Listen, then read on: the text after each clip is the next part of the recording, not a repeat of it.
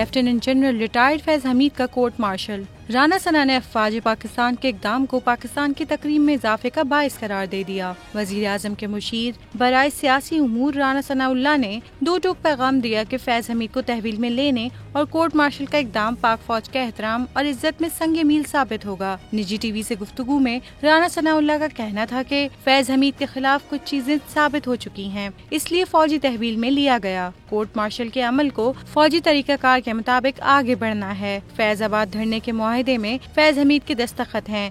यकीनन इंक्वायरी के अमल में ये चीजें शामिल होंगी। राना सना का कहना था कि हाउसिंग सोसाइटी के हवाले से इंक्वायरी हुई, हो सकता है मुतादिद बेज़ाब्तगियां हाउसिंग सोसाइटी के हवाले से ही सामने आई हों।